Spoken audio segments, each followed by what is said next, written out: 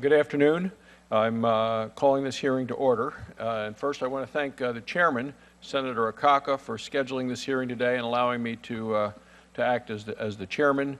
We will be considering my bill, the Indian Tribal Energy Development and Self-Determination Act amendments of 2011. The chairman has graciously agreed to co-sponsor the bill with me in the spirit of the committee's long tradition of bipartisanship. As I've stated in the past, when I meet with leaders of the Eastern Shoshone and Northern Arapaho tribes, I'm reminded how important energy development is to Indian communities across the country. On the Wind River Reservation, energy development means jobs. Energy development on the Wind Reservation also means income for families. It means paying the heating bill. It means food on the tables. And we know that many Indian communities have more than their fair share of challenges, unemployment, crime, and drug abuse. Many of these problems are really aspects or features of something much larger, a pervasive lack of opportunity to earn a good living. Economic development and economic opportunities, those are the keys to a healthy, productive community. Energy development on tribal lands is critical for employment and economic growth in Indian country and for America's energy security and our independence. For years, Indian tribes have expressed concern about the numerous federal laws and regulations governing the management of trust and energy resources. These rules often create significant delays and uncertainty in development proposals.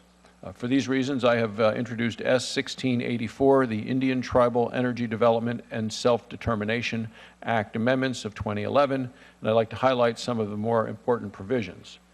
First, this legislation is intended to make the Tribal Energy Resource Agreement, or TERA, process easier for Indian tribes to follow. It will also make TERA more predictable. Since passage of the Indian Energy Title of the Energy Policy Act in 2005, it appears that no tribe has yet availed itself of the authorized TERA process. Under my legislation, a tribe's Tribal Energy Resource Agreement would automatically go into effect after 270 days unless the Secretary determines that its terms do not meet the specific statutory requirements. Second, S-1684 would allow tribal entities to enter into certain energy development leases without the approval by the Secretary. These entities could have non-tribal investors, but the tribe would have to be the majority equity owner and retain control at all times.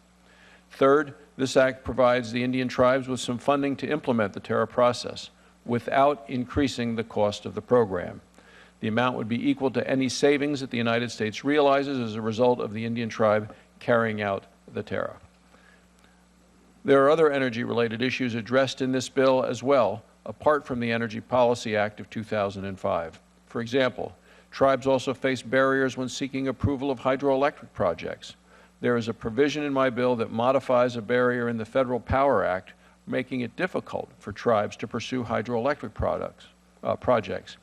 This bill would also authorize a biomass demonstration project for biomass energy production from Indian forest lands, rangelands, and other federal lands. We will hear more of that project from Michael Finley from the Colville tribes. For far too long, bureaucratic red tape has prevented the pursuit of tribal economic development opportunities, especially energy development. This legislation will reverse that trend. Now, before I conclude, I want to again thank Chairman Akaka for his leadership on the issue. I'd also like to thank the Chairman's staff, who have been so very helpful as well. The final word, I'm going to have to leave the hearing just before 3. Senator Hoeven from North Dakota will be chairing the hearing from that point on. With that, I'd like to turn to the panel. We have a panel of 5 witnesses, and I'm going to introduce, starting with the Honorable James Mike Olowin, the Vice Chairman of the Southern Ute Tribe of Colorado. Next is the Honorable Tex Hall, Chairman of the Mandan, Hidatsa, and Arakara Nation from North Dakota. He will be followed by the Honorable Michael Finley, Chairman of the Confederated Tribes of the Colville Reservation in Washington State. Next is the Honorable Irene, do you say? Kutch. Kutch, chairwoman of the Ute Nation of the Uinta and Uruguay Reservation in Utah. And finally, we will hear from Mr. Wilson Groen, the President and Chief Executive Officer of the Navajo Nation Oil and Gas Company in Arizona. As you see, we do not have a witness from the administration here today. I continue to work with the administration to address questions they have and reiterate the importance of this legislation to Indian country. So I'm looking forward to coming dialogue. With that, I'd like to welcome our witnesses here today and look forward to their testimony, and we can begin.